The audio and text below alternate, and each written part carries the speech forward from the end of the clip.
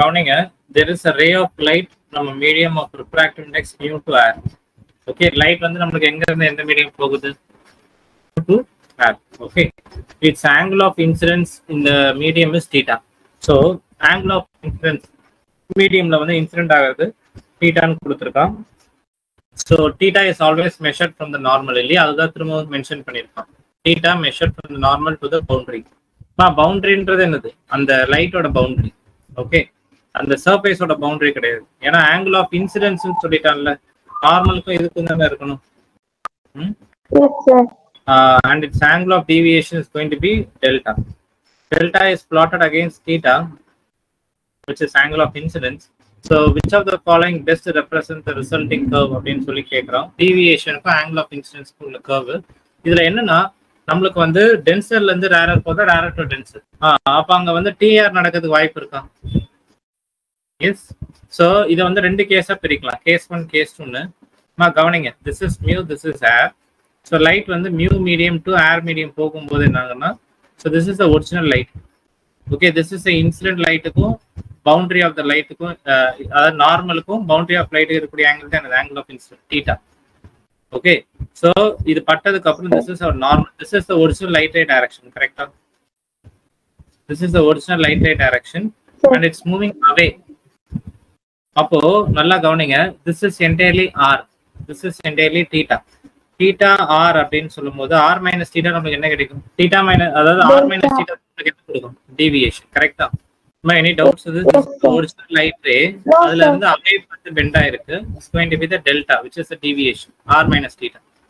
Okay, இப்போ நான் வந்து ஸ்னெல்ஸ் லா இங்க அப்ளை பண்ணியிருக்கேன். ஏன்னா அவன் வந்து டெல்டாக்கும் டீட்டாக்கும் கிராஃப் கேட்டிருக்கான். அப்படி டெல்டாக்கும் டீட்டாக்கும் graph வரையணும்னா we cannot simply draw without knowing what is r. r வந்து நம்ம ஸ்னெல்ஸ் லா அப்ளை பண்றோம், mu sin theta will be equal to 1 sin r. கரெக்டா? ஸோ அதுல இருந்து நம்ம என்ன கண்டுபிடிக்கலாம்னா, r ஓட வேல்யூ என்ன கிடைக்கும்? சைன், இங்க இருக்கக்கூடிய சைனை இன்சைட் கொண்டு வந்தீங்கன்னா sine inverse. So you will get what? Sine inverse mu sin theta minus theta. கரெக்டா? r minus theta ல r ஓட வேல்யூ நான் சப்ஸ்டிட்யூட் பண்ணிட்டேன். சோ இங்க பாருங்க, delta is nothing but sin inverse mu sin theta minus theta ன்னு இருக்கு. இப்போ இது மாதிரியான ஒரு கர்வ் நம்ம இது வரைக்கும் பார்த்ததே கிடையாது. கரெக்டா? பார்த்திருக்குமா? இது வந்து ஸ்ட்ரைட் லைன்லயும் வராது, பாரபோலிக்லயும் வராது, எலிப்ஸ்லயும் வராது. No general curve. சோ இப்போ இங்க இம்பார்ட்டன்ட் பாயிண்ட் என்னன்னா, நம்ம நோட் பண்ண வேண்டியது, இப்போ ஆங்கிள் வந்து நான் 0ல இருந்து இன்க்ரீஸ் பண்ணலாமா ஃப்ரம் த நார்மல் இன்சிடென்ட் ரேயோட ஆங்கிள்? Is that right? அதிகபட்சம் 0ல இருந்து அதிகபட்சம் எவ்வளவு தூரம் போகலாம்? 0ல இருந்து 90 டிகிரி, 5/2, கரெக்டா? ஆங்கிள் ஆஃப் இன்சிடென்ஸ் 0ல ஆரம்பிச்சு 5/2 வரைக்கும் போக முடியும். இப்போ என்னன்னா, இது வந்து நார்மல், இது வந்து டென்சர் டு ரேரர் போறதுனால டிஆர் நடந்துரும். At theta equal to theta c, அதனால தான் இந்த 4 ஆப்ஷன்ல theta c வந்து we need to note here.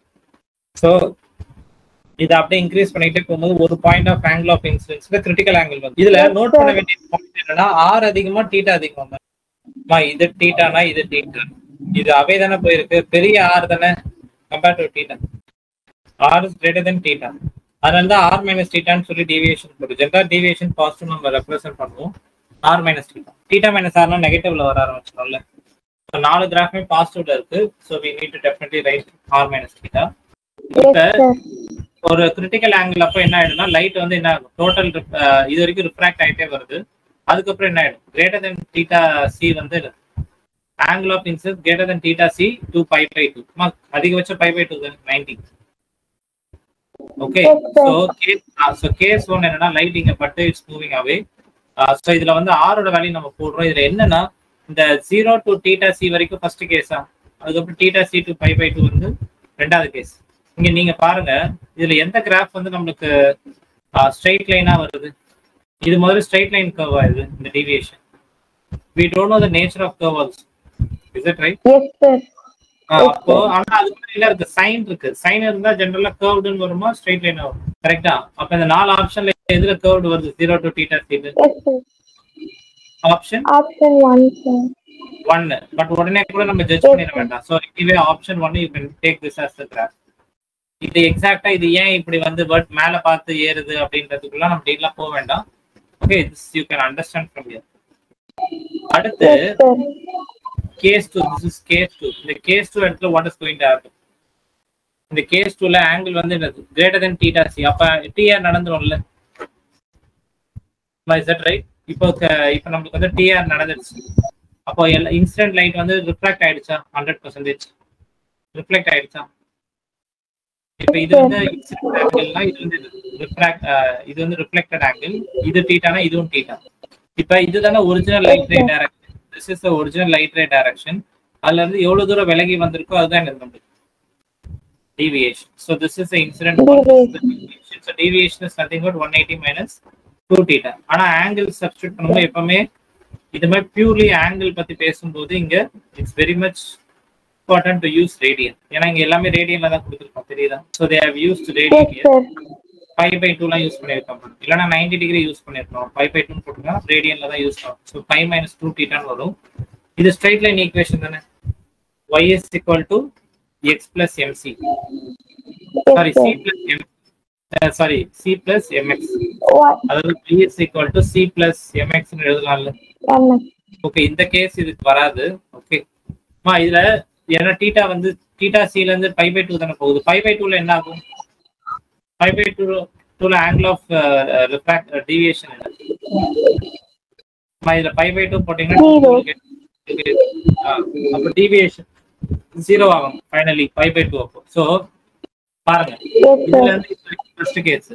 ஆனா நீங்க சொல்லுங்க, இப்படி வந்துட்டு இருந்த curve original path is this ரைட்டா. அங்க இருந்து சடனா இப்படி வெளில வரும்போது ரிஃப்ளெக்ட் ஆகும். டீவியேஷன் அதிகமா இருக்குமா கம்மியா இருக்குமா? நேச்சுரலி இப்படி போயிட்டு இருந்த லைட் ரே கம்ப்ளீட்டா ரிஃப்ளெக்ட் ஆகும். டீவியேஷன் அதிகமாயிடுது பாருங்க. லைட் இப்போ உள்ள ஃபுல்லா என்டர் ஆயிடுச்சுல. அதனாலதான் இங்க என்னன்னா கர்வ் வந்து இப்படி ஏறிக்கிட்டே இருக்கு. சடனா டிஆர் நடந்ததுக்கு அப்புறம் டீவியேஷன் அதிகமாயிடுது, ஸ்பைக்ஸ் அவுட். சடனா இன்க்ரீஸ் ஆயிடுது ஏன்னா 100% ரிஃப்ளெக்ட் ஆயிடுச்சு லைட். அதுக்கப்புறம் as usual it's going to decrease. Finally 5/2 அப்ப என்ன ஆயிடும்? It's going to be 0. இந்த கர்வ் ஆக்சுவலி நீங்க மெமரைஸ் பண்ணிக்கலாம், but at the same time புரிஞ்சு பண்ணீங்கனாலும் இட்ஸ் அண்டர்ஸ்டாண்ட். இது பாருங்க, இதுல வந்து இந்த கர்வ் டெஃபினெட்லி கர்வ்டு வரணும். இதுல 3 இதுல 1 2 அதாவது 1 3 and 4ல ரெண்டாவது பார்ட்ல ஸ்ட்ரைட் லைன் வருது. பட் கரெக்டானது வந்து ஆப்ஷன் 1. ஓகே.